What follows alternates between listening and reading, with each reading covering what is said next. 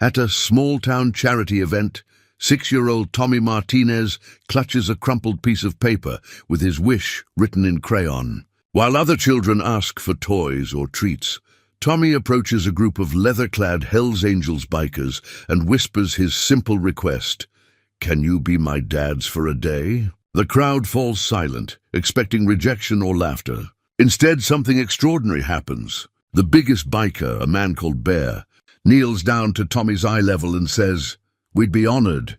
Little man, what started as an innocent wish becomes a day that transforms not just Tommy's life, but touches millions around the world. These rough-looking men with their thundering motorcycles and intimidating appearance show a gentleness that brings tears to everyone watching. But what happened during those magical 24 hours that made grown men cry and changed how the world sees Brotherhood? Before we jump back in, tell us where you're tuning in from. And if this story touches you, make sure you're subscribed, because tomorrow I've saved something extra special for you. Tommy Martinez had learned not to expect much from life. At 6 years old, he possessed the careful wisdom that comes from disappointment served too early and too often. His small hands smoothed the wrinkled paper against his thin legs as he sat on the folding chair beside Mrs. Henderson, watching the other children at the charity event laugh with their fathers. The paper contained his wish, written in purple crayon with the careful block letters his teacher had taught him. "I want a dad for one day." The words looked smaller now than they had when he'd written them in the quiet of Mrs. Henderson's kitchen that morning.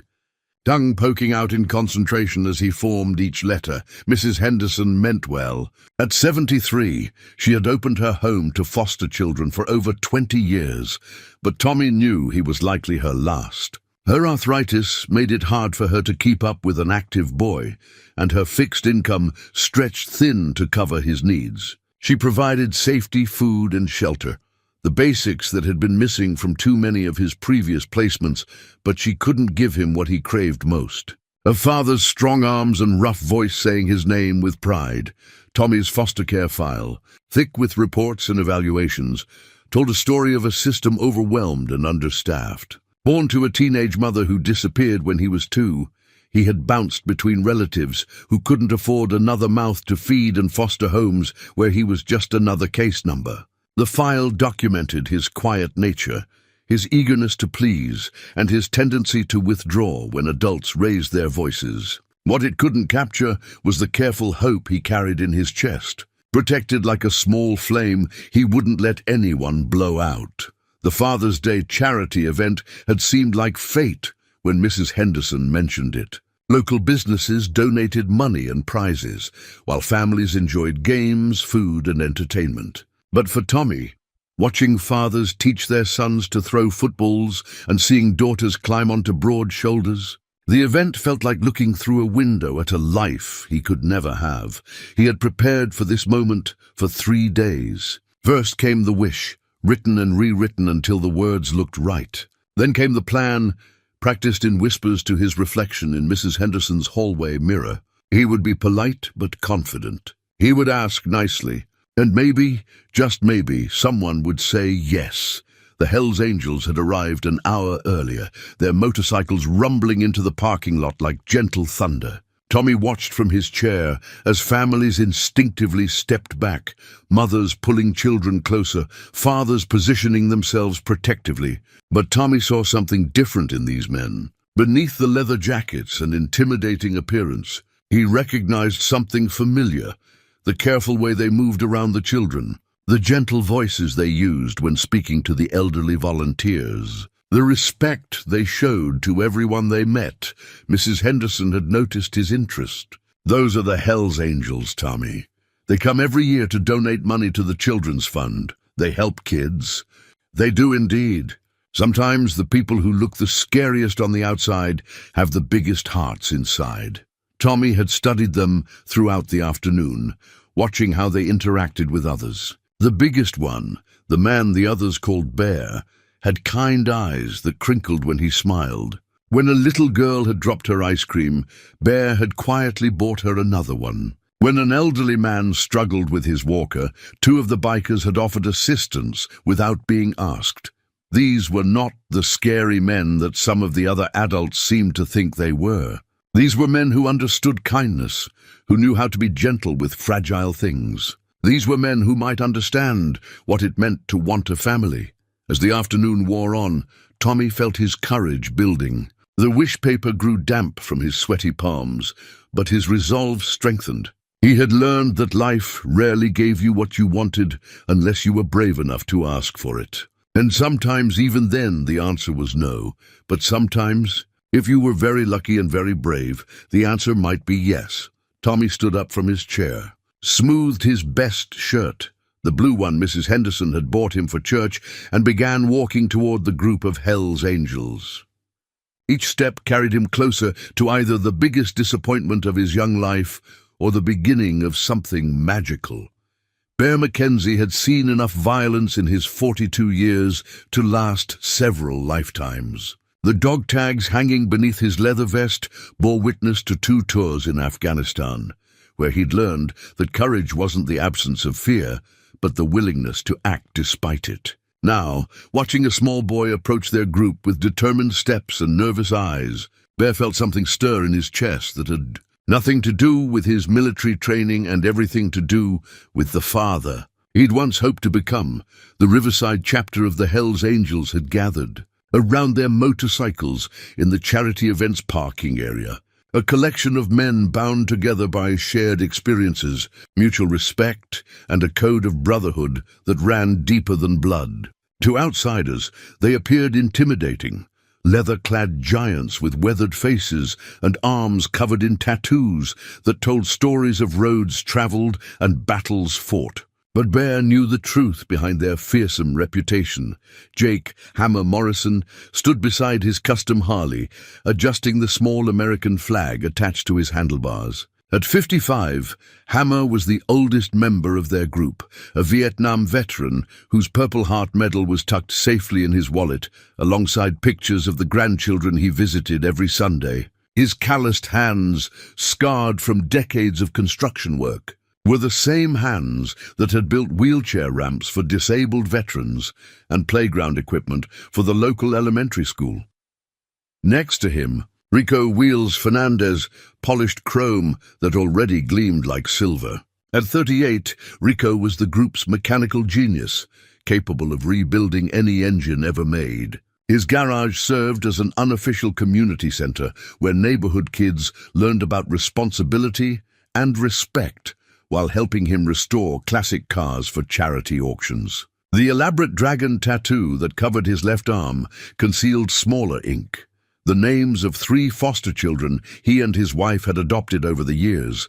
Tommy Tank Sullivan, despite his intimidating nickname, spoke with the gentle voice of a man who spent his weekdays teaching high school history. His students knew him as Mr. Sullivan, the teacher who stayed after hours to help struggling kids and who used his own money to buy supplies for those who couldn't afford them. The leather jacket that made him look dangerous during weekend rides hung in his classroom closet beside dress shirts and ties. But his values remained constant in both worlds. Mouse, the youngest member at 28, had earned his nickname not from his size.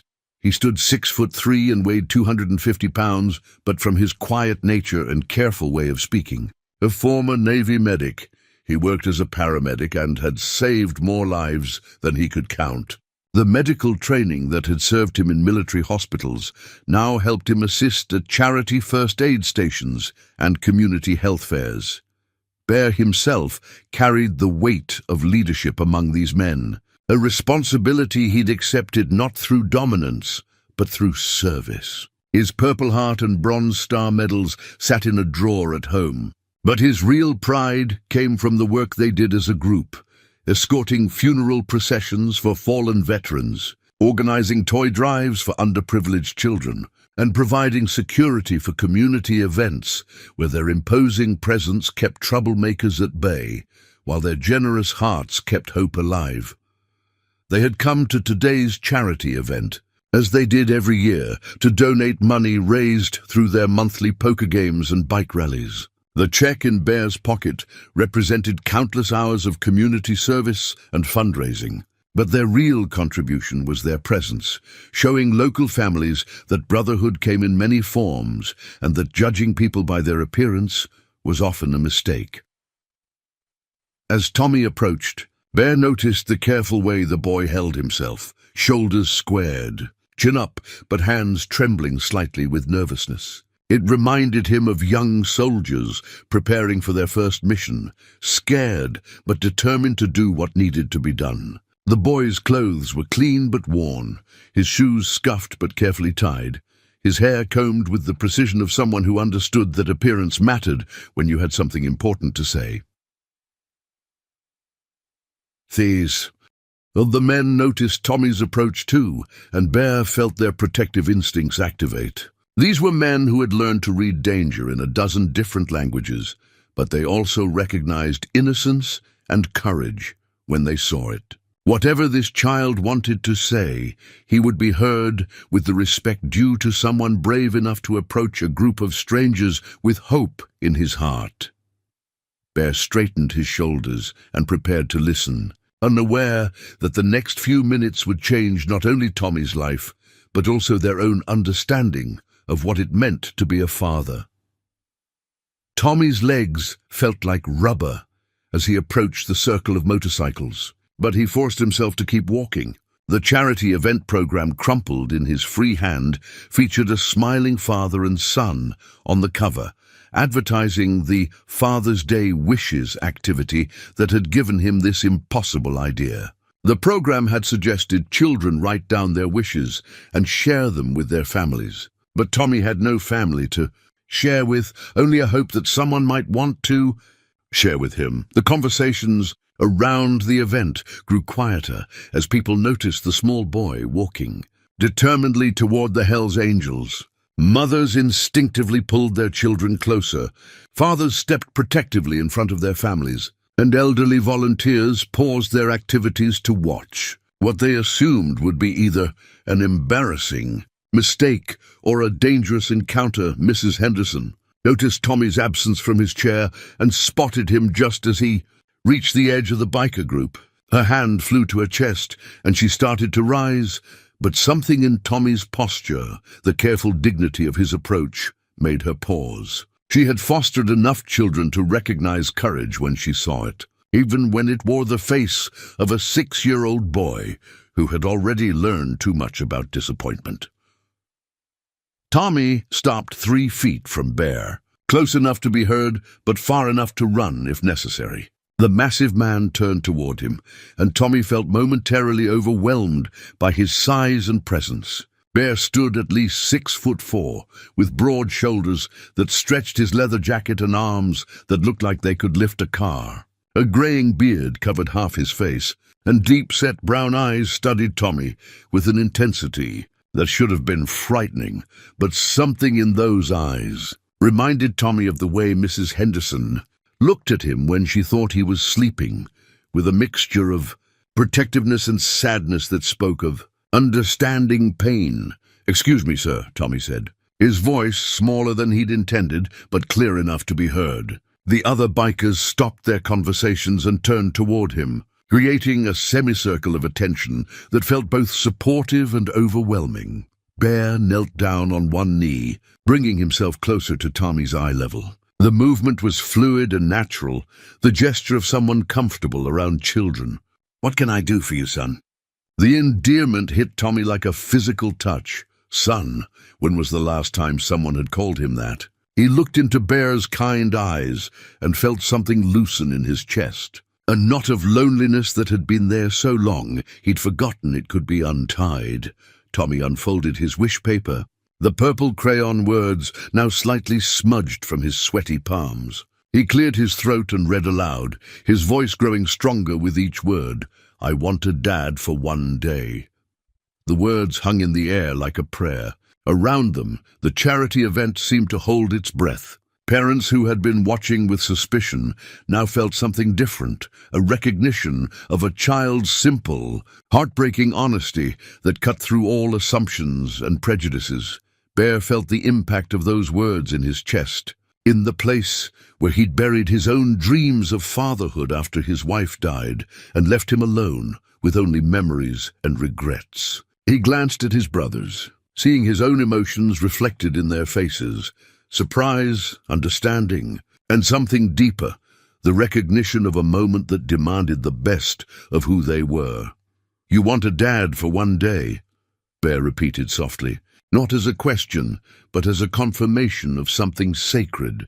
Tommy nodded, then added quickly, "I know you're probably busy, and I know I'm not your real kid, but Mrs. Henderson says sometimes people help kids even when they don't have to, and I thought maybe—" His voice trailed off as the magnitude of his request settled over him.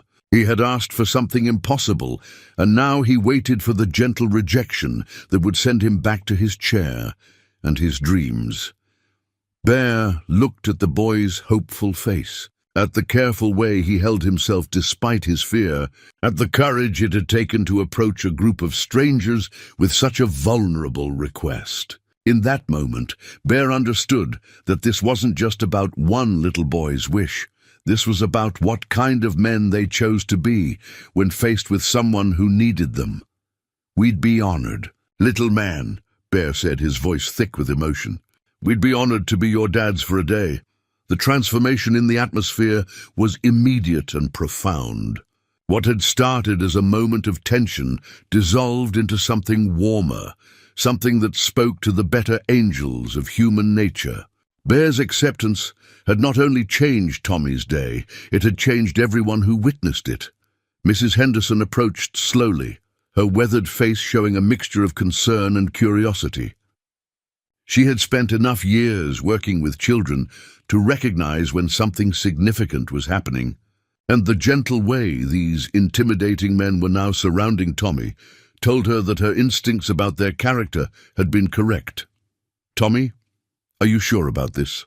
she asked, though her tone suggested she already knew the answer. Tommy looked up at her with eyes brighter than she'd seen them in months. "They said yes, Mrs. Henderson. They said they'd be my dads for a day." Bear stood and extended his hand to Mrs. Henderson. "Ma'am, I'm Bear Mackenzie. I want you to know that your boy will be safe with us. We take our responsibilities seriously." As they shook hands, Mrs. Henderson felt the calluses of honest work and saw the sincerity in his eyes. "I can see that. Tommy's been looking forward to this event for weeks. He doesn't ask for much." The other Hell's Angels members had formed a protective circle around Tommy, each one introducing himself with the same gentle respect they would show their own family members. Rico knelt down and pointed to the colorful patches on his leather vest, explaining what each one meant, the road trips they'd taken together, the charitable causes they supported, the brotherhood that bound them across all differences. Tommy's eyes widened as he examined the intricate designs. "What does this one mean?" he asked, pointing to a patch that showed an eagle with spread wings. "That's for freedom," Rico explained. "It reminds us that everyone deserves to feel free and safe, especially kids like you." Hammer showed Tommy the small American flag on his motorcycle, sharing stories about the veterans they honored every Memorial Day with their annual ride to the National Cemetery. "We never forget the people who came before us," he said, "and we never forget to take care of the people who need us now." Tank, despite his intimidating nickname, spoke with the patient voice of a teacher as he explained how each motorcycle was customized to reflect its owner's personality. "Your bike tells your story," he told Tommy. "What story would you want your bike to tell?" Tommy considered this seriously. I think I'd want it to tell the story of a boy who found a family." The words hit each man differently, but the impact was the same, a recognition that this child had given them something as precious as what they were giving him. In choosing to trust them, Tommy had reminded them why they'd formed their brotherhood in the first place, not just for themselves, but to be better men than the world sometimes expected them to be. Mouse, true to his gentle nature despite his imposing size, had quietly disappeared and returned with a small gift from the charity event's prize table, a miniature motorcycle keychain. "Every biker needs his first bike," he said, pressing it into Tommy's palm. "This one's yours." Tommy clutched the keychain like it was made of gold. It was the first gift he'd received from a father figure in his memory, and the significance wasn't lost on any of the adults watching. The crowd that had initially viewed this interaction with suspicion now found themselves moved by the genuine care being shown. Parents began to reconsider their initial judgments. Children tugged on their father's sleeves, asking if they could meet the nice bikers too, and volunteers paused their activities to witness something that was becoming more beautiful with each passing moment. Bear looked down at Tommy, who was examining his new keychain with wonder, and felt a familiar ache in his chest, the same feeling he'd had watching other men's children grow up while his own arms remained empty.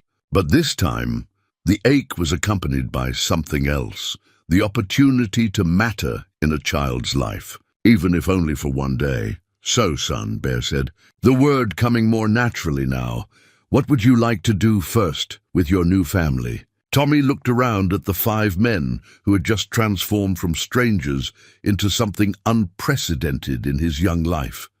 A group of people who had chosen him, if only temporarily. The possibilities seemed endless, but one thing was clear: this was going to be the best day of his life.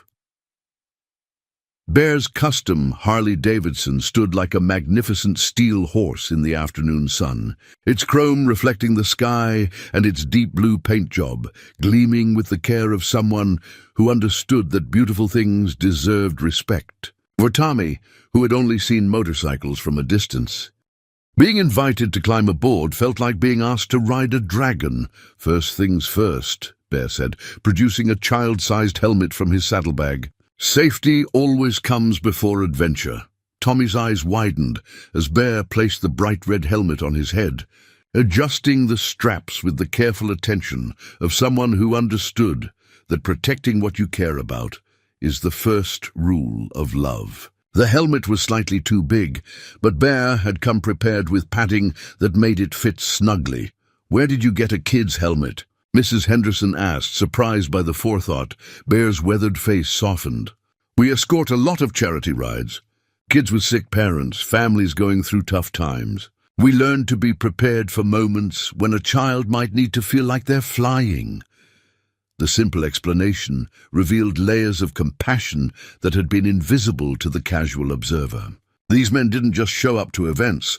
They came prepared to meet whatever needs they might encounter, prepared to be the answer to prayers they hadn't even heard yet. Tommy's small hands gripped the helmet excitedly as Bear showed him how to climb onto the massive motorcycle. The leather seat seemed enormous, but Bear's strong arm provided security as Tommy settled in behind him. The boy's legs barely reached the foot pegs, but Bear had adjusted them to accommodate his small passenger. "Hold on tight to my belt," Bear instructed. "And if you get scared or want to stop, just tap my shoulder twice, okay?"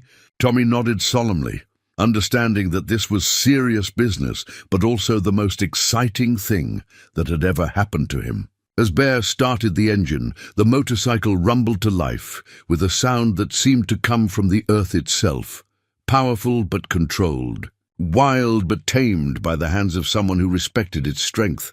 The first few moments were overwhelming. Tommy felt the vibration through his entire body, heard the deep, throaty roar of the engine, and experienced the strange sensation of being part of something much larger and more powerful than himself. But instead of fear, he felt exhilaration. This was what freedom sounded like.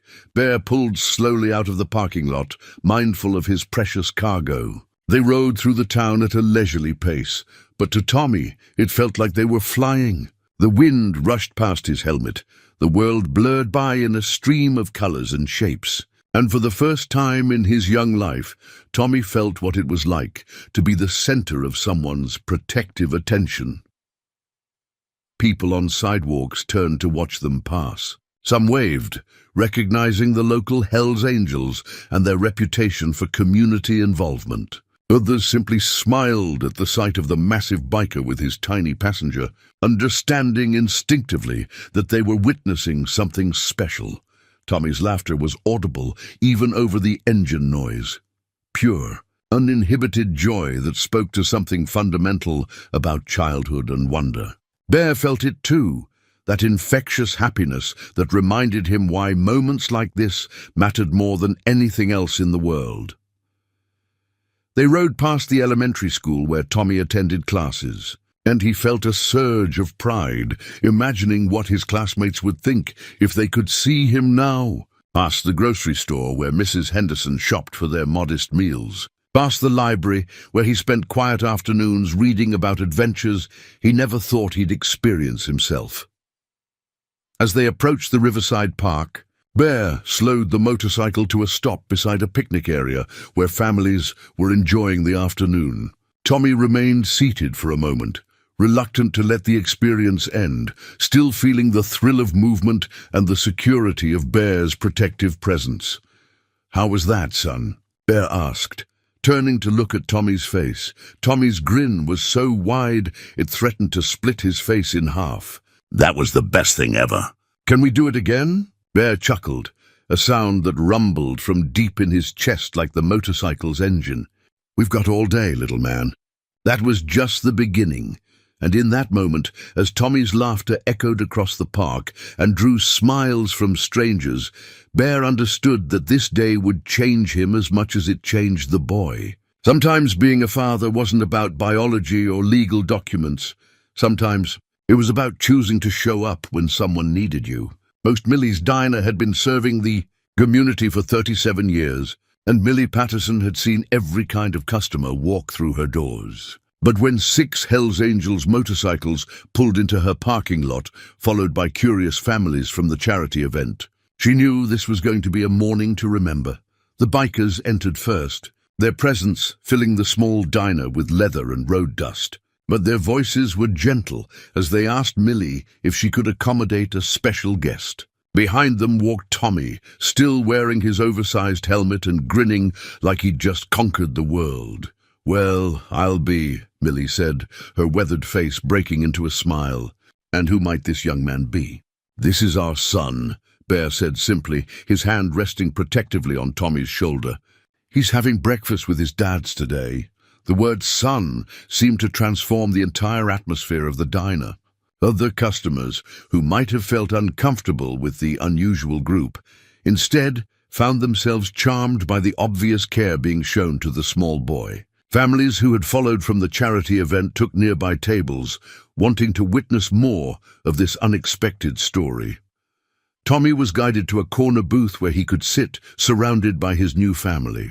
Rico slid in beside him, while Bear took the opposite seat, with the other 3 men arranging themselves to create a protective circle around their young charge. To anyone watching, it looked exactly like what it was, a family gathering for a meal.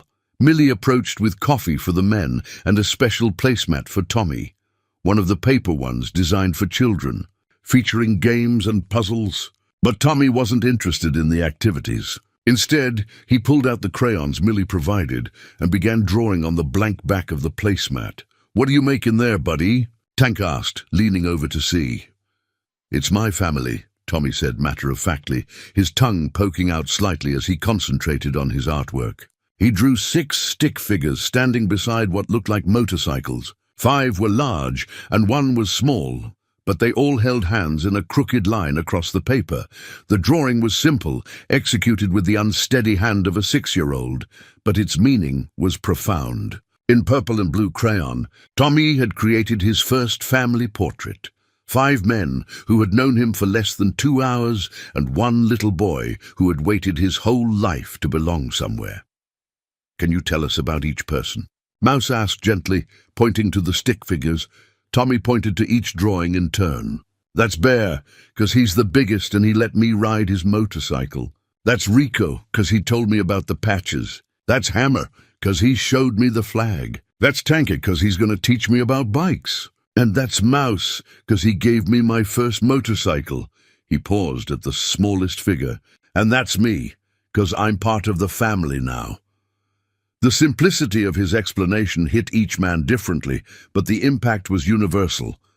Here was a child who had been given so little that a few hours of attention felt like a lifetime of love. His drawing would have made any father proud, but for these men, who had never expected to be chosen as someone's dad, it was deeply moving. When Millie came to take their order, Tommy studied the menu with the serious concentration of someone making an important decision. Bear noticed his careful attention to the prices and gently told him, "Order whatever you want, son. This is a special day." Tommy chose pancakes with chocolate chips, orange juice, and bacon, a feast by his usual standards. As they waited for their food, the conversation flowed naturally. The bikers shared stories about their adventures on the road, their work in the community, and their own childhoods. Tommy listened with rapt attention, asking questions that showed he was genuinely interested in learning about these men who had welcomed him so completely. When their food arrived, Tommy looked around the table at his temporary family and felt something he'd never experienced before, the certainty that he was exactly where he belonged. The pancakes were perfect, the orange juice was cold, and the bacon was crispy, but more than that, he was surrounded by people who had chosen to care about him as he ate. Tommy continued adding details to his drawing, carefully coloring in each figure and adding names beneath them in his careful block letters. When he finished, he held it up proudly. "This is for you to keep," he told Bear. "So you remember our family breakfast?" Bear accepted the drawing with hands that trembled slightly, understanding that he had just received a gift more precious than anything money could buy. Bear's motorcycle garage sat behind his modest house, like a cathedral dedicated to mechanical precision and honest craftsmanship.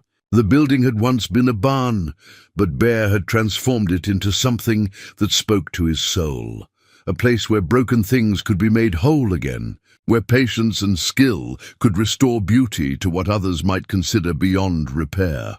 Tommy's eyes widened as they entered the garage, taking in the organized chaos of tools, parts, and half-assembled motorcycles in various stages of restoration. The air smelled of motor oil, metal polish, and the indefinable scent of purposeful work. Sunlight streamed through high windows, illuminating workbenches that showed the wear patterns of decades of use.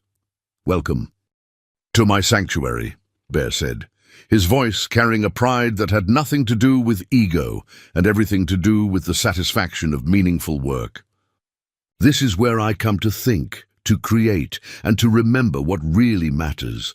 Against one wall hung a worn leather tool pouch, its surface cracked with age and use. Bear noticed Tommy's curious gaze and lifted the pouch down carefully, handling it with the reverence reserved for sacred objects. "These were my father's tools," Bear explained, opening the pouch to reveal hand tools that were clearly decades old, but maintained in perfect condition. "He taught me that a man's tools are an extension of his hands, and his hands are an extension of his heart." Tommy reached out tentatively, then stopped. "Can I touch them?" "Of course, son. But first, let me teach you the most important rule about tools." Bear knelt down to Tommy's level.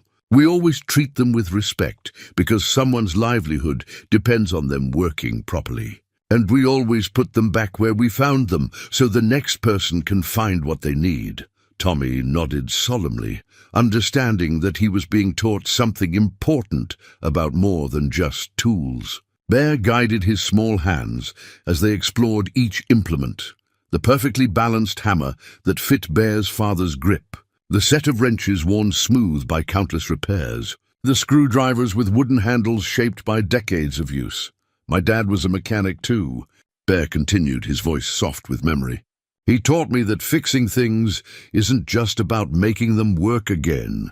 It's about understanding how they're supposed to work, respecting the person who built them originally, and taking pride in doing the job right, even when no one's watching."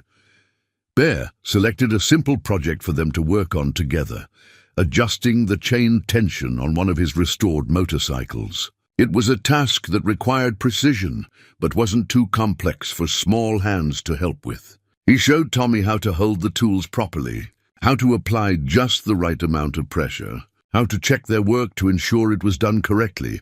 "Why do you fix old motorcycles instead of just buying new ones?" Tommy asked as he carefully held a wrench in position. Bear considered the question seriously.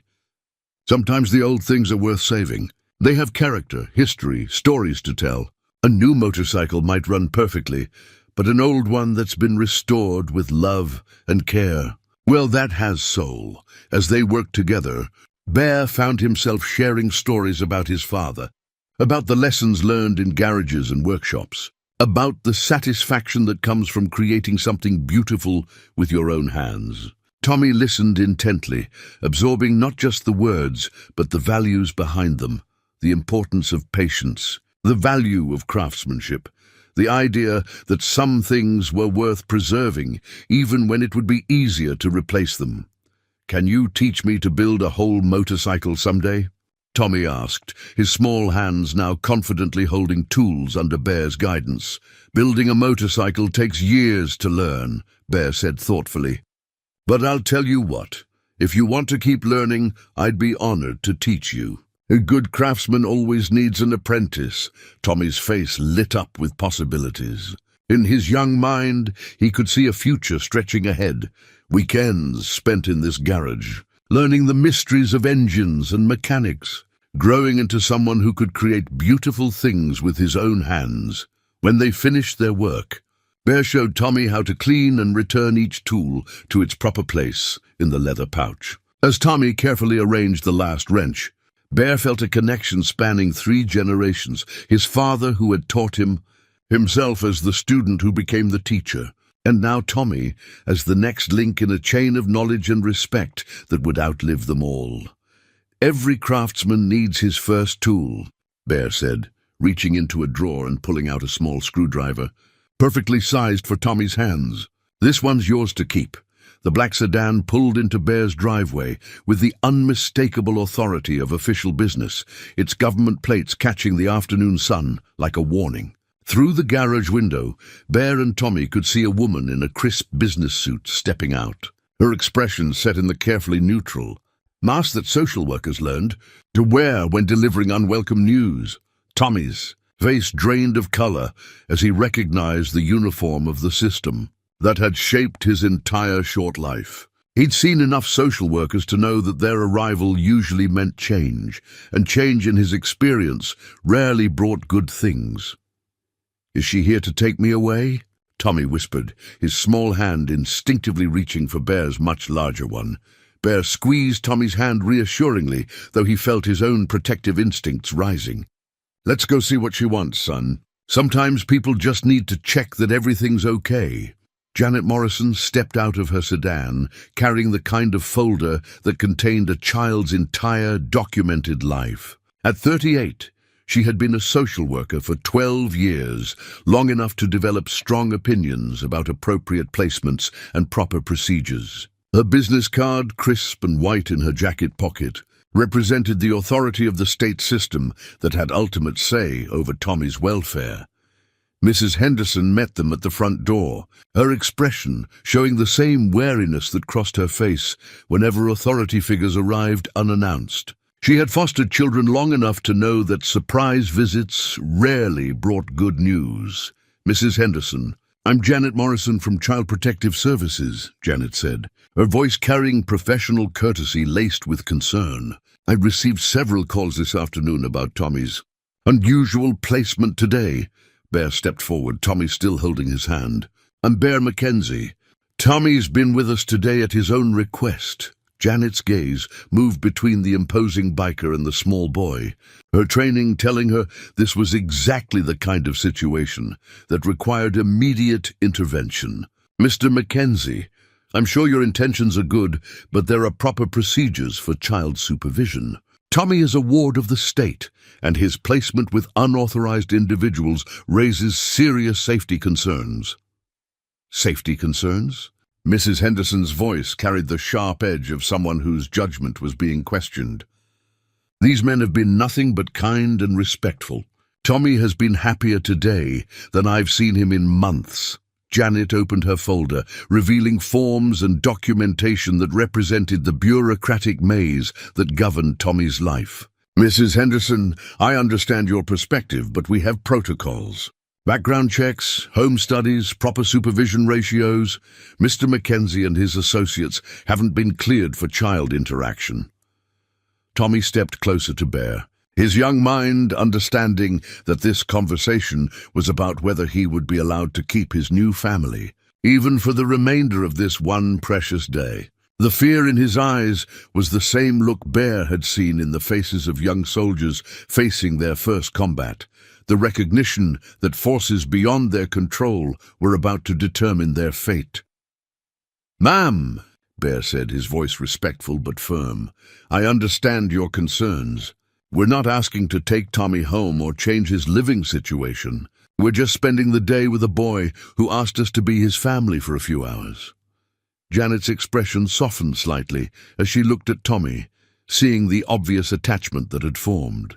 Her training told her to end this irregular arrangement immediately, but her experience with children showed her something else, a boy who was experiencing genuine care, possibly for the first time in his life. "The calls I received expressed concern about Tommy being with members of a motorcycle club," Janet continued. "There are assumptions about lifestyle, about influences that might not be appropriate for a vulnerable child." "What assumptions?" Mrs. Henderson asked pointedly. "These men donated money to the charity event. They've been respectful to everyone they've met. They've shown Tommy more genuine fatherly attention in one afternoon than he's received in years." Janet looked again at Tommy, noting his clean clothes, his bright expression, the way he instinctively moved closer to Bear when feeling threatened. Whatever these men's reputation might be, the child showed no signs of fear or distress, quite the opposite. "I'll need to make some calls," Janet said finally. "Verify backgrounds, check references. Until then, I'm afraid Tommy needs to return to his approved placement." Tommy's grip on Bear's hand tightened, and for the first time all day, tears threatened to spill from his eyes. The beautiful day that had seemed too good to be true was proving to be exactly that, too good to be true. Bear knelt down to Tommy's level, his voice gentle but strong. "Hey, little man, whatever happens, today happened. Nobody can take that away from us." Word traveled fast in small towns, especially when it involved protecting something precious. Within an hour of Janet Morrison's arrival, Bear's front yard began filling with an unlikely coalition of community members who had come to vouch for the Hells Angels and the special day they were sharing with Tommy. Millie Patterson arrived first, still wearing her diner apron and carrying a manila envelope filled with what she called character evidence. Behind her came Father Michael O'Brien from St. Mary's Catholic Church, followed by Principal Sarah Chen from the elementary school, and Dr. Robert Martinez from the community clinic. Janet Morrison stood on the front porch, her folder of official documents feeling increasingly inadequate as she faced a growing crowd of respected community members, each carrying their own collection of character reference letters that painted a very different picture of the men she'd been warned about. "Ms. Morrison," Millie said, stepping forward with the confidence of someone who had served coffee to half the town for 37 years. "I think there's been some misunderstanding about these gentlemen." She opened her envelope and pulled out a stack of handwritten letters. "These are from families whose children have been helped by the Hells Angels over the years. Hospital visits for sick kids, fundraisers for families who lost their homes, escort services for funeral processions of veterans who had no family." Father O'Brien nodded in agreement. "Bear and his brothers have been volunteering at our Veterans Support Group for 3 years. They've helped more struggling men find purpose and sobriety than any program we've ever run." Dr. Martinez stepped forward with his own documentation. "They've organized blood drives, funded medical equipment for low-income families, and personally transported elderly patients to appointments when no other help was available. These men are pillars of our community."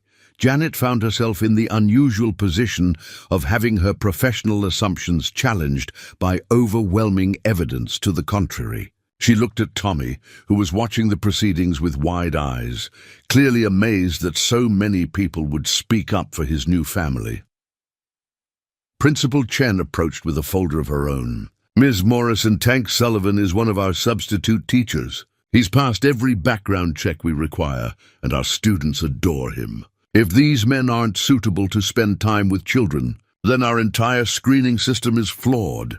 I appreciate everyone's input, Janet said, struggling to maintain her professional authority in the face of such united community support. But there are still protocols that failed this child. Mrs. Henderson interrupted, her voice carrying the weight of years spent caring for forgotten children. Tommy has been bounced between placements, overlooked by the system, and made to feel like he's not worth anyone's time. Today, for the first time in his life, he's experienced what it feels like to be someone's priority.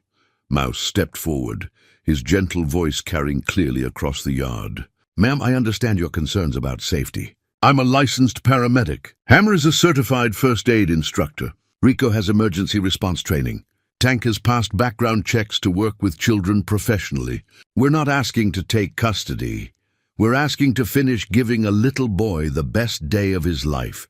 Janet looked at her folder, then at the crowd of community leaders, then at Tommy himself. The boy stood close to Bear, not from fear, but from attachment, his small hand holding the screwdriver Bear had given him like a talisman of belonging.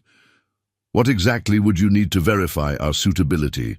Bear asked, his tone respectful but determined. We'll submit to whatever checks you require. Janet pulled out her phone and began making calls. First to the state database for criminal background checks, then to local law enforcement for character references, then to the Veterans Administration to verify military service records. With each call, the evidence mounted in favor of the men who stood accused of being unsuitable influences on a child. 20 minutes later, Janet closed her phone and looked at the assembled crowd. Her professional training warred with the evidence before her eyes. A child who was clearly thriving in the care of men, whose backgrounds checked out flawlessly, and whose community standing was beyond reproach. Tommy, she said, kneeling down to his level, are you happy here? Do you feel safe? Tommy nodded vigorously. They're the best dads ever. They taught me about motorcycles and tools and being respectful, and they said I could visit them again. Janet stood slowly, understanding that sometimes the best interests of a child couldn't be found in procedure manuals or official protocols. Sometimes they could only be found in the courage to recognize genuine care when it appeared in unexpected forms. You can finish your day, she said finally, but I'll need to file a full report, and any future contact will need to go through proper channels. The cheer that went up from the crowd was loud enough to wake the neighbors. 16-year-old Madison Parker had originally planned to spend her Saturday sleeping, late and scrolling through social media. Instead, she found herself at the charity event, helping her mother with the volunteer check-in table, bored and looking for any distraction from the endless parade of families and their predictable activities. When she noticed the small boy approaching the intimidating group of bikers, Madison's teenage instincts kicked in. This was either going to be embarrassing or dangerous, and either way, it would be more interesting than counting raffle tickets. She pulled out her phone and started recording, expecting to capture either a heartwarming rejection or a moment she might need to show to. Authorities later, what she captured instead was 47 seconds of pure magic. The video began with Tommy's nervous approach, his small voice barely audible as he made his request. Madison kept filming as Bear knelt down, as the other bikers gathered around protectively, as the boy's face transformed with joy at their acceptance. She caught Tommy's delighted laughter, Bear's gentle responses, and the moment when a simple wish became something extraordinary. Madison stopped recording when Tommy climbed onto Bear's motorcycle, thinking she had captured a sweet local story that might get a few likes on her Instagram. She uploaded it without much thought, adding the caption, "Little boy asks bikers to be his dads for a day, and they said yes." Faith in humanity restored. Within minutes, her phone began buzzing with notifications. Likes, comments, shares. More activity than she'd ever seen on any of her posts. By the time Tommy and the bikers returned from their first ride, Madison's video had been viewed over 1,000 times. An hour later, That number had climbed to 10,000. The video's appeal was immediate and universal. In an era of negative news and divisive rhetoric, here was a story that spoke to something fundamental about human kindness. The contrast between the bikers' intimidating appearance and their gentle response to a child's innocent request created a narrative that challenged assumptions and touched hearts. Comments began pouring in from around the world. This is why we shouldn't judge people by their appearance. Those men have bigger hearts than most people I know. That little boy's smile just made my whole day. Real men protect and care for children. These are real men. Madison watched in amazement as her follower count exploded. News outlets began reaching out, asking for permission to use her video. Local television stations called her phone. Her moment of casual documentation had become something she never intended. Viral content that was spreading faster than she could track. But as the video gained momentum, not all the responses were positive. Some comments criticized the decision to allow a child near dangerous criminals. Others questioned the wisdom of letting gang members interact with vulnerable children. The polarized reactions reflected broader societal divisions about appearance, assumptions, and who was deemed worthy of trust. By evening, Madison's phone was ringing constantly. National news producers wanted interviews. Social media companies were featuring her video on their trending pages. The 47 seconds she had captured on a whim were being seen by millions of people around the globe. Madison found herself torn between excitement about her sudden internet fame and concern about the unintended consequences. She had shared what she thought was a beautiful moment, but she was beginning to understand that she had also thrust Tommy and the Hells Angels into a spotlight they hadn't asked for.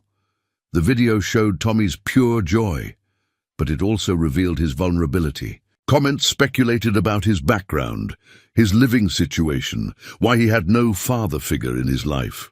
People began sharing the video with their own stories of absent fathers, foster care experiences, and the importance of chosen families. As night fell and the view count reached the hundreds of thousands, Madison realized she had documented more than just a heartwarming encounter. She had captured a moment that spoke to universal human needs.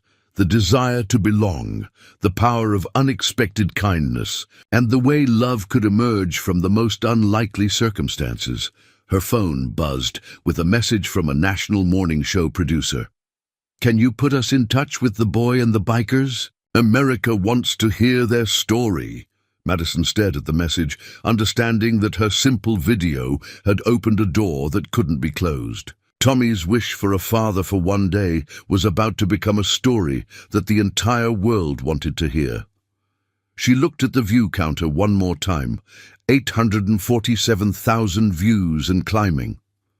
Tomorrow, Tommy Martinez and the Riverside Hells Angels would wake up famous. Bear woke to the sound of his phone ringing at 6:47 a.m., an ungodly hour for anyone who wasn't expecting an emergency. The caller ID showed Mrs. Henderson's number, and his first thought was that something had happened to Tommy during the night. "Bear, you need to turn on the news." Mrs. Henderson's voice was breathless with excitement and concern. "Tommy's on television." Still groggy, Bear fumbled for his remote and turned on the local morning show. What he saw made him sit bolt upright in bed. Madison Parker's video was playing on the screen, accompanied by commentary from news anchors who were calling it the most heartwarming story of the year. By the time Bear had showered and dressed, his phone showed 47 missed calls and hundreds of text messages. The video had exploded overnight, jumping from thousands to millions of views across multiple platforms. Tommy's simple wish had become a global phenomenon. The reactions were as varied as they were passionate. Bear scrolled through printed comments that Mrs. Henderson had brought over, each one representing a different perspective on their story. These bikers proved that family isn't about blood. It's about showing up when someone needs you. Finally, a story that shows the media what real masculinity looks like. Protecting and caring for children. I was in foster care for 8 years. This video made me cry because I remember what it felt like to wish for a family. My dad was a Hell's Angel, and he was the most loving father any kid could ask for. People need to stop judging books by their covers, but not all the comments were supportive. This is irresponsible. These men are criminals and shouldn't be around children. Where was Child Protective Services? This is exactly how children get hurt. Motorcycle gangs are dangerous organizations. This video glamorizes criminal behavior. That poor child is being exploited for publicity. Bear felt a knot forming in his stomach as he read the negative reactions. He and his brothers had simply responded to a child's innocent request with kindness, never imagining it would spark a national debate about their character and worthiness to interact with children. The phone rang again. This time, it was a producer from a national morning show, followed by calls from news networks, documentary filmmakers, and book publishers. Everyone wanted to interview Tommy, to tell their side of the story, to capitalize on the emotional impact of the video. Rico called to report that reporters were camped outside his garage. Tank received word that news vans were parked at his school. Mouse discovered that his hospital had been contacted by journalists asking about his background. Hammer found photographers taking pictures of his house. The overwhelming attention felt surreal and invasive. These men had spent years quietly serving their community, working jobs, raising families, and supporting causes they believed in. They had never sought publicity or recognition for their charitable work. Now they found themselves thrust into a spotlight that felt both validating and uncomfortable. At the same time, the positive responses were deeply moving. Veterans wrote to thank them for representing military service members with honor. Teachers shared the video as an example of looking beyond appearances. Parents used their story to teach children about kindness and acceptance. A letter from a retired Hell's Angel in California brought tears to Bear's eyes. "You boys made us all proud. That little man chose well when he picked you as his family." Another message came from a foster parent in Texas. "I've been fostering for 15 years, and I've never seen a child light up the way Tommy did in that video. You gave him something precious, the feeling of being chosen, but perhaps the most meaningful responses came from other children in foster care. Social workers from around the country reported that the video had sparked conversations about family, belonging, and the different forms that love could take. By noon, the view count had surpassed 5 million, and major news outlets were running segments about the story. The video had been translated into 12 languages and was trending on every major social media platform. Mrs. Henderson arrived at Bear's house with Tommy, who seemed simultaneously excited and overwhelmed by the attention. He clutched the screwdriver Bear had given him, his talisman of belonging, as reporters called out questions and cameras clicked. "Are we famous now?" Tommy asked Bear, his 6-year-old mind struggling to understand the magnitude of what was happening. Bear knelt down to Tommy's level, blocking the view of the cameras with his body. "We're the same people we were yesterday, little man. The only thing that's changed is that more people know about our family now."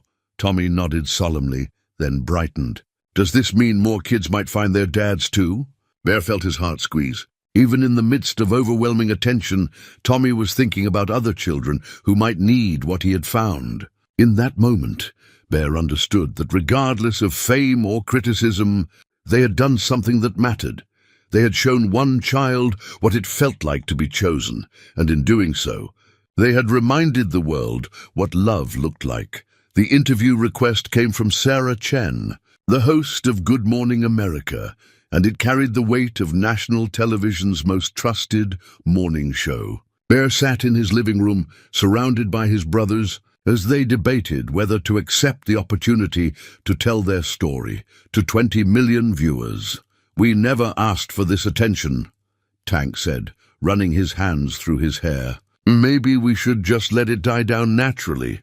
"But look at these messages," Rico countered, holding up his phone filled with emails from foster families, veterans groups, and children's advocacy organizations. People are saying our story is making a difference. The transcript of the interview, which would be broadcast live from the local news station, represented their chance to control their narrative. For days, others had been telling their story, interpreting their actions, and debating their character. This would be their opportunity to speak for themselves. Bear made the decision that would define how the world understood their story. We do the interview, not for us, but for Tommy, and for every other kid who might see that someone cares. The interview setup was simple but professional. Sarah Chen, participating via satellite from New York, appeared on a large monitor while Bear, Tommy and Mrs. Henderson sat together on a couch in the local studio. Tommy wore his best shirt, the same blue one from the charity event, and clutched his motorcycle keychain like a security blanket. "Bear," Sarah began, her voice warm but professional. "When Tommy approached you that day, what went through your mind?" Bear's response was measured and thoughtful.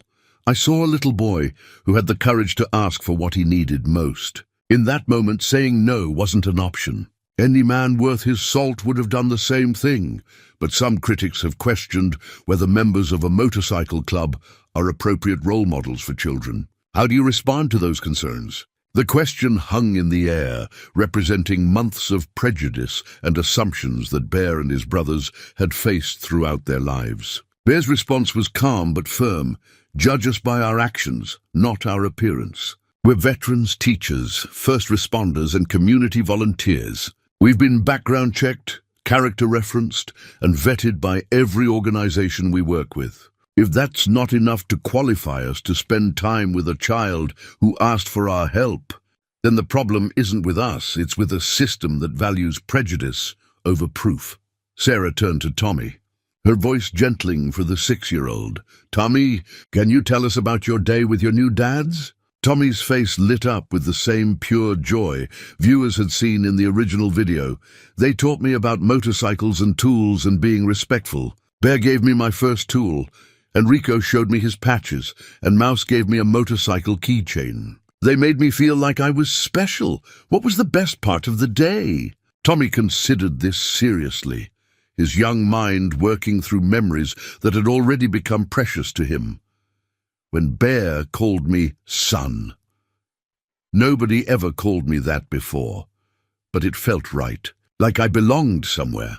The simple honesty of his answer created a moment of television that transcended entertainment and entered the realm of pure human connection. Across the country, viewers found themselves moved by the authenticity of a child's joy at being claimed by someone who cared. Mrs. Henderson spoke about Tommy's transformation, how his confidence had grown, how he talked constantly about his dads and their lessons about respect, hard work and kindness. She described a boy who had gone from withdrawn and careful to engaged and hopeful. "The impact on Tommy has been remarkable," she said. "But what struck me most was watching these men step up without hesitation. They didn't ask what was in it for them or worry about inconvenience. They saw a child who needed them, and they responded with open hearts." Sarah's final question addressed the broader implications of their story.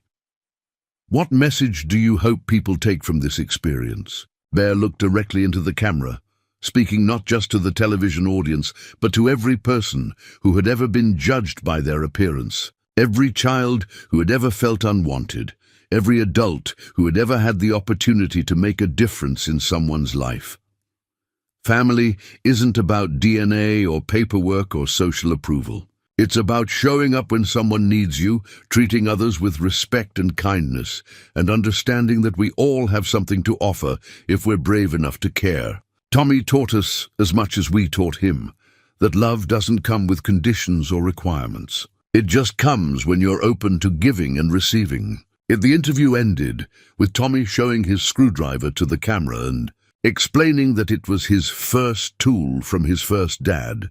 The same image of the small boy proudly displaying his gift became the defining moment of a story that had already touched millions of hearts. Around the world, the mail began arriving in overwhelming volumes 3 days after.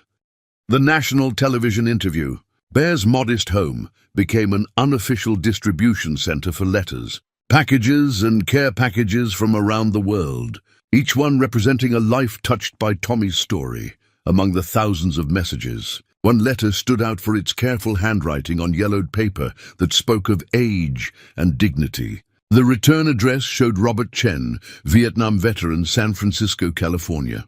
Bear opened it with the respect due to correspondence from an elder who had served his country. "Dear Bear and brothers," the letter began. "I'm 74 years old and served 2 tours in Vietnam with the Marines. I have seen enough of life to recognize character when I encounter it. And I wanted you to know that you represent everything that was good about the men I served alongside." The letter continued for 3 pages, sharing Robert's own experiences with prejudice and misunderstanding after returning from an unpopular war, his struggles to find acceptance in a society that judged him by his service rather than his character. He wrote about watching the interview with his granddaughter, who had asked him why people were mean to the nice men who helped Tommy. "I told her," Robert's letter continued, "that sometimes people are afraid of what they don't understand, but that true warriors use their strength to protect those who cannot protect themselves. You men understand what it means to be warriors in the truest sense." The letter was one of hundreds from veterans around the world. Marines from Australia, Army sergeants from Canada, Navy petty officers from England, all writing to express solidarity with men who had chosen to use their military training in service of community and compassion rather than conflict. But the veteran letters were just one category in the overwhelming response. Foster parents shared their own stories of children who had been inspired by Tommy's courage to ask for what they needed. Adoptive families wrote about the challenges and joys of building families through choice rather than biology. A letter from Maria Santos in Phoenix particularly moved. "Bear, my husband and I have fostered 17 children over the past 12 years. We showed them Tommy's video, and it sparked conversations about family that we never expected. 3 of our current foster children have asked if they can have choosing ceremonies, like Tommy did.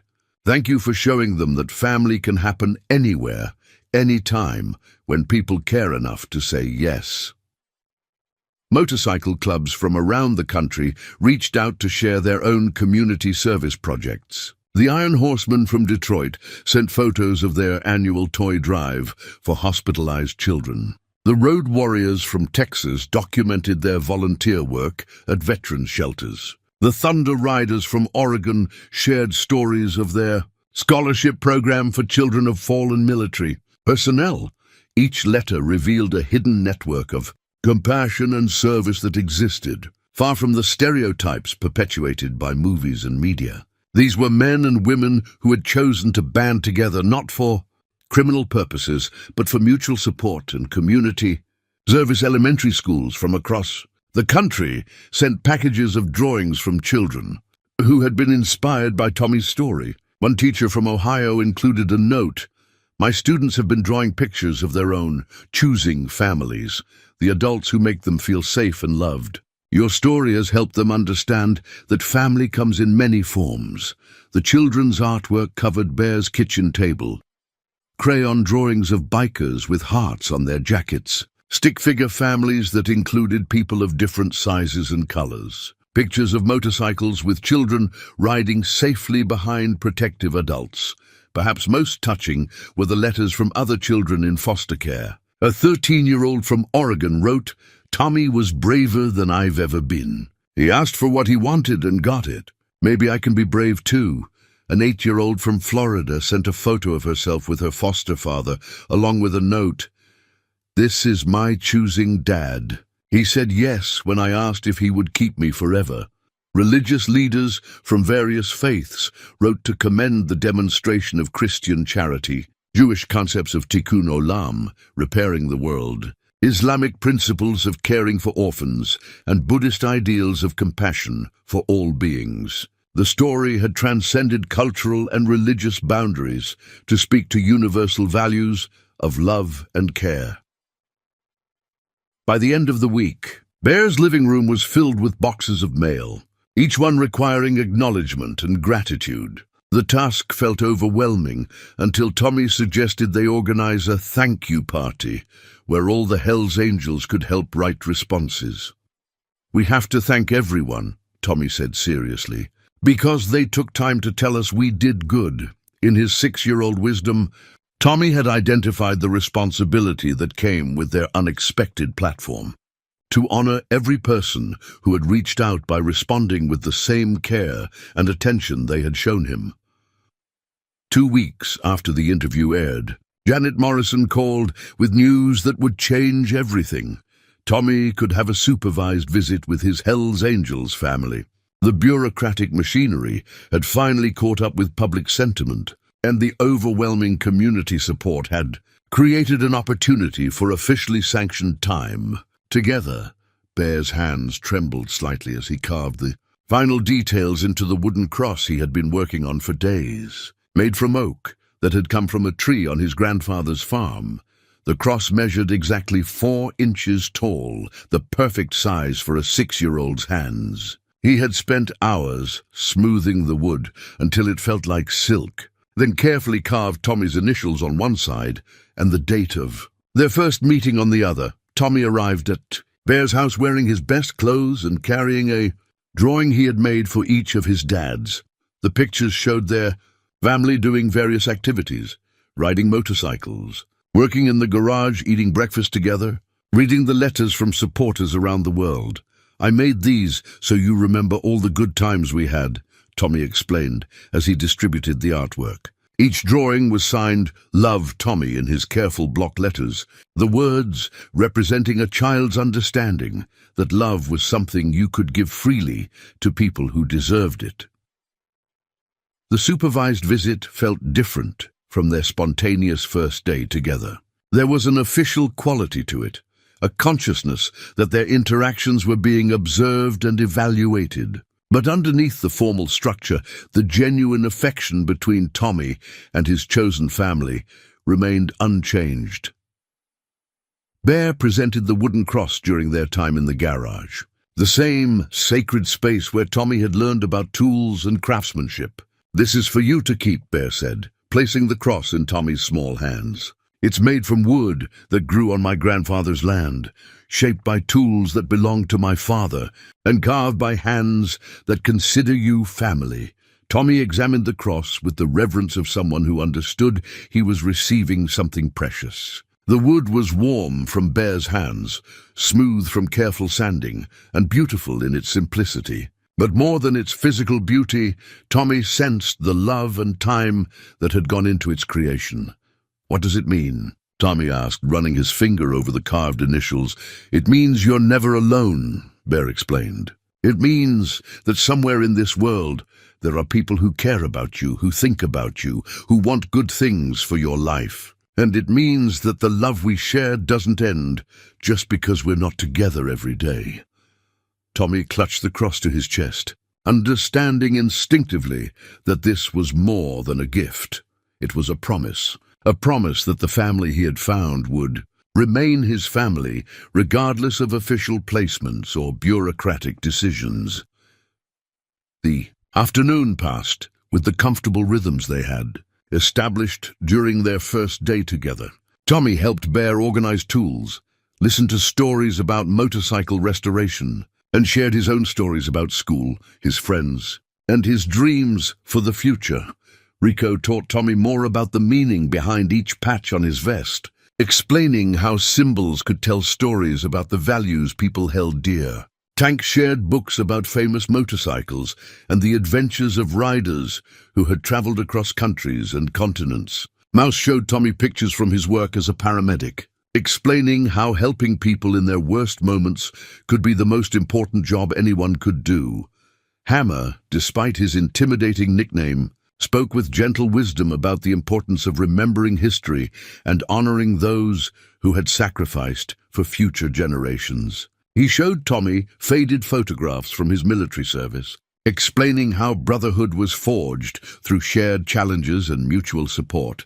As the visit neared its end, Tommy made a request that surprised everyone. "Can we have a family prayer?" The men gathered around Tommy, their weathered hands joining his small ones in a circle that spoke to something deeper than religious observance. It spoke to the universal human need for blessing, gratitude, and hope. Tommy's prayer was simple and direct. Thank you, God, for giving me the best dads in the world. Help them be safe on their motorcycles. Help other kids find their families too. And help me be good enough to deserve all this. Love, amen. The men echoed his amen, each one understanding that they had just participated in something sacred, a child's genuine gratitude for the gift of being chosen and loved. As Tommy prepared to leave, clutching his wooden cross and wearing a smile that could have powered the entire town, Bear knelt down for one final moment together. Remember, little man, you didn't just find a family that day. You created one. And families don't end just because the day ends. The legal challenge came from an unexpected source, the Children's Advocacy Coalition, a well-funded organization that had built its reputation on protecting vulnerable children from what they termed inappropriate influences. Their lawsuit, filed in family court 3 weeks after the viral video, sought to permanently ban any contact between Tommy and the Hells Angels, citing concerns about the normalization of criminal subculture in child welfare decisions.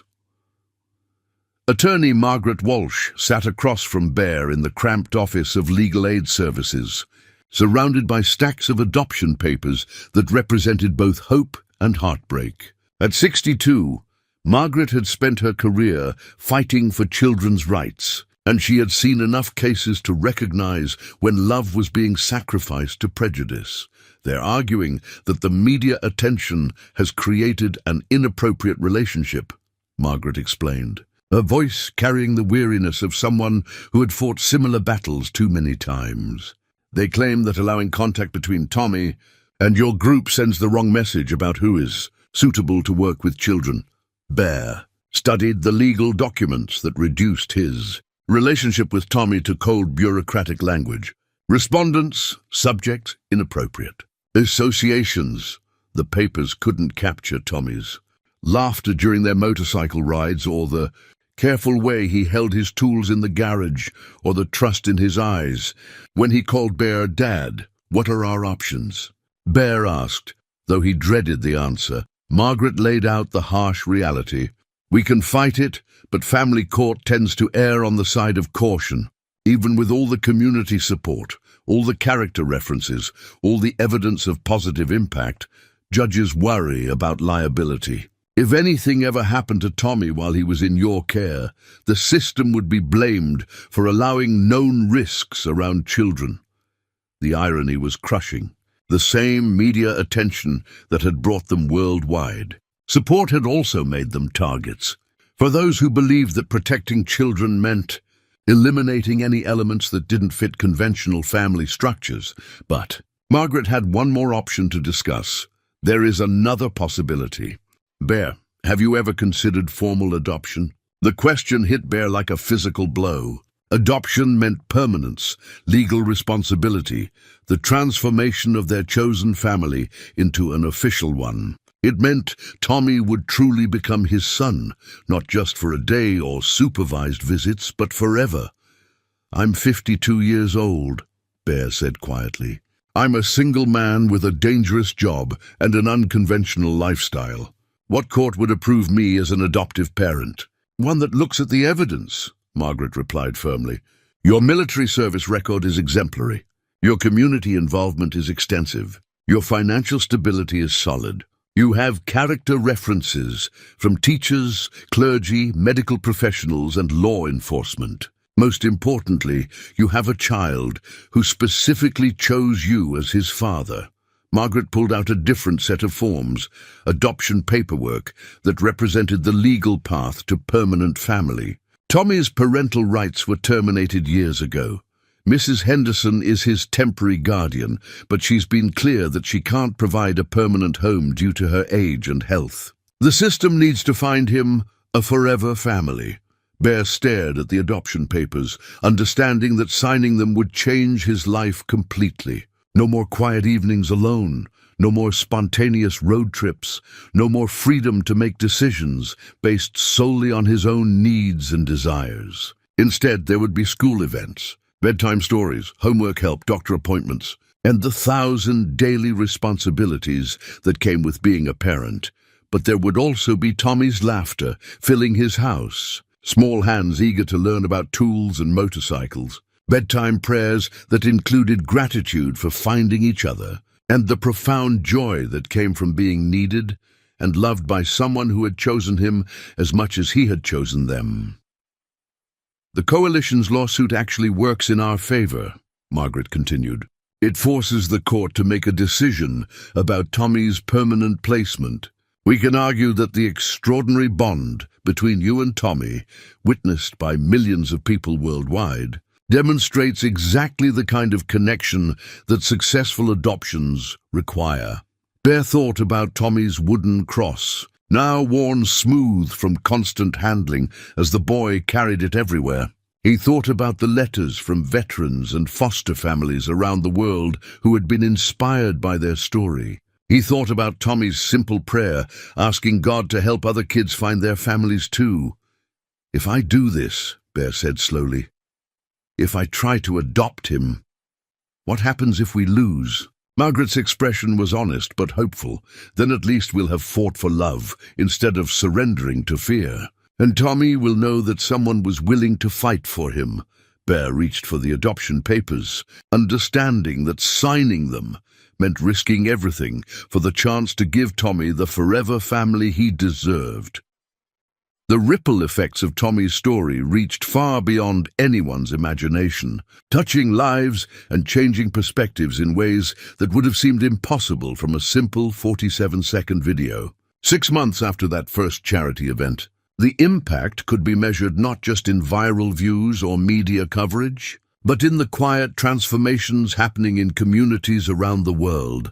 Mrs. Henderson sat in her living room, which had become an unofficial archive of the global response to Tommy's story. The original wish paper, now carefully framed and protected behind glass, held the place of honor on her mantelpiece. Written in purple crayon in Tommy's careful 6-year-old handwriting, "I want a dad for one day," had become more than a child's wish. It had become a symbol of hope for children everywhere who felt forgotten by the world. The folder of news clippings on her coffee table told the broader story. Foster care agencies across the country reported a surge in applications from prospective parents who had been inspired by Tommy's courage to ask for what he needed.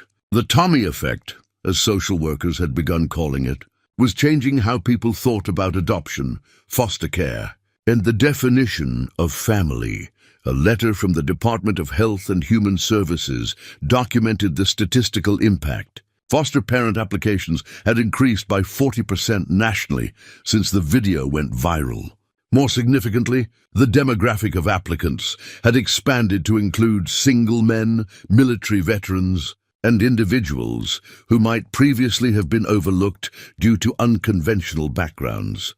But the changes went deeper than statistics. Elementary schools were incorporating Tommy's story into lessons about courage, kindness, and accepting differences. Teachers reported that children were more willing to speak up about their needs and more accepting of classmates who came from non-traditional family structures. One particularly moving letter came from a teacher in Montana. "We had a student who had been silent about his home situation for months.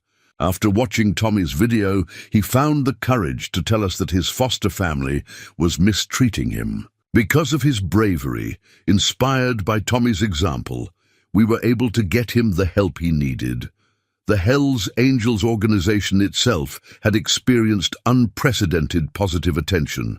Chapters across the country were being invited to participate in community events, school visits, and charity functions. The stereotype of dangerous outlaws was giving way to a more nuanced understanding of men who chose brotherhood, service, and community involvement. A documentary crew had approached Bear about creating a feature-length film, exploring the misconceptions about motorcycle clubs and their actual role in their communities. The project would follow several Hells Angels chapters as they participated in their regular charitable activities: toy drives for hospitalized children, funeral escorts for fallen veterans, fundraising rides for disaster victims. People always assumed the worst about us, Rico had told the filmmakers. Tommy's story gave us a chance to show who we really are. But more than that, it showed us who we could be. That little boy raised the bar for all of us. The story had also sparked important conversations about masculinity and fatherhood. Men's groups were using the video as a starting point for discussions about emotional availability, the importance of nurturing relationships with children, and the courage required to show vulnerability and love. A psychology professor from Stanford had written an extensive analysis of the video's impact. Tommy's story challenges traditional notions of masculinity by showing strong, physically imposing men choosing gentleness and care. It demonstrates that true strength lies not in dominance or intimidation, but in the willingness to protect and nurture those who need our help.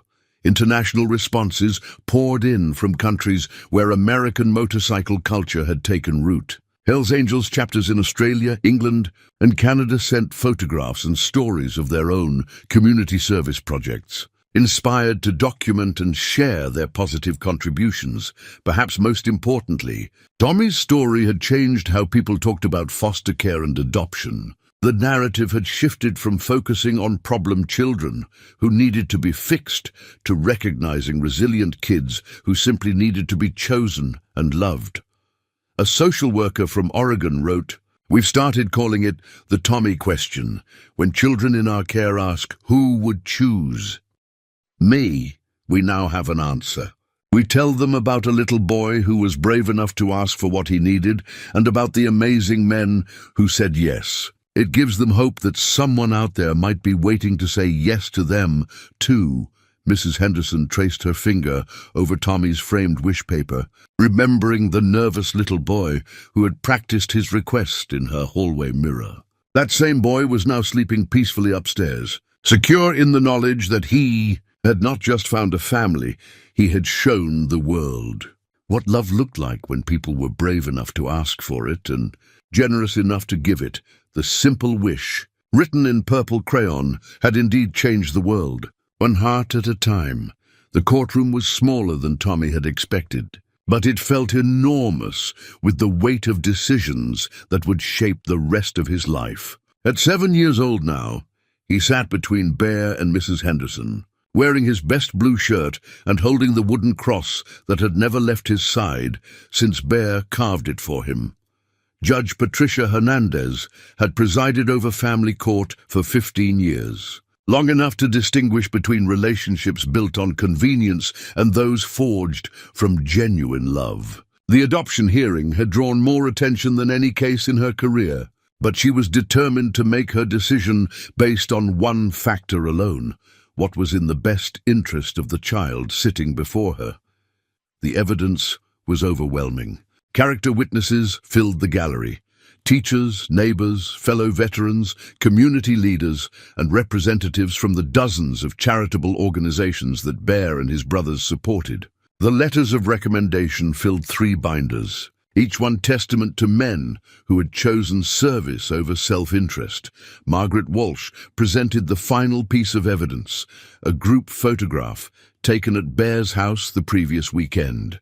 Tommy sat in the center, surrounded by his 5 Hells Angels dads, all of them grinning at the camera with the unguarded joy of people who had found exactly where they belonged. "Your Honor," Margaret said, "this photograph tells the real story. This is not about a motorcycle club seeking publicity or a child being exploited for media attention. This is about a family that chose each other, and the court's opportunity to make that choice legally permanent." The opposition attorney, representing the Children's Advocacy Coalition, made her final argument about proper procedures and conventional family structures. But her words felt hollow against the evidence of love and commitment that filled the courtroom. Judge Hernandez turned to Tommy, her voice gentle but serious. "Tommy, do you understand what adoption means?" Tommy nodded solemnly.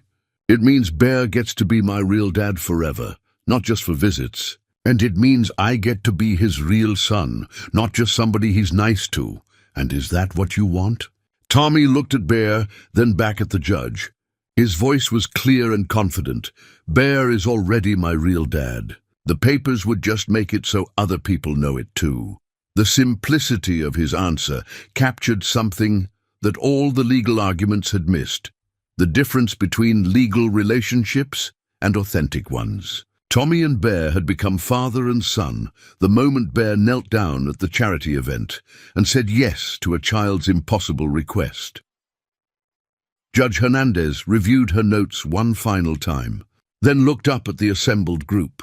"Mr. Mackenzie, approaching this decision, I have considered every aspect of your background, your character, your ability to provide a stable home, and most importantly, your relationship with Tommy."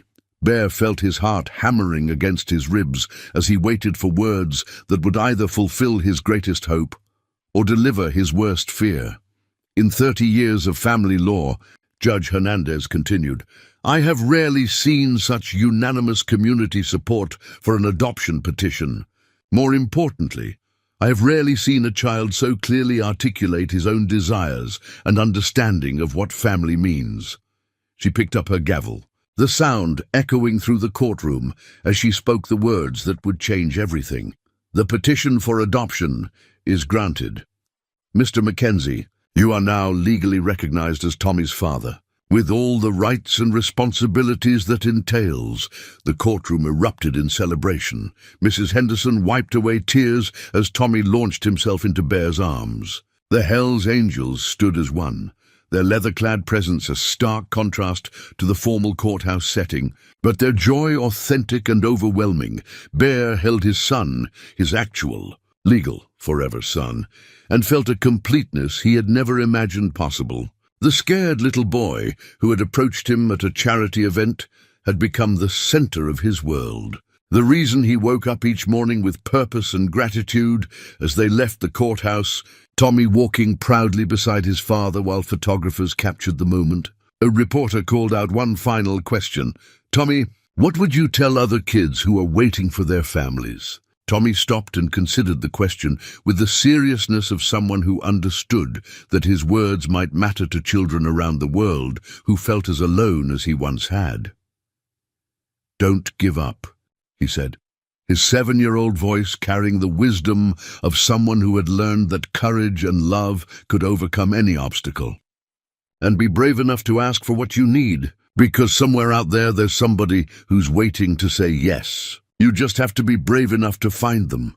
Bear placed his hand on his son's shoulder as they walked toward their motorcycle, toward home, toward a future filled with the ordinary miracles of chosen family, homework help and bedtime stories, motorcycle lessons and life wisdom, and the daily reminder that love multiplies when shared freely. Behind them, the courthouse stood as witness to the legal completion of a relationship that had begun with a child's simple wish and a group of men brave enough to say yes to love.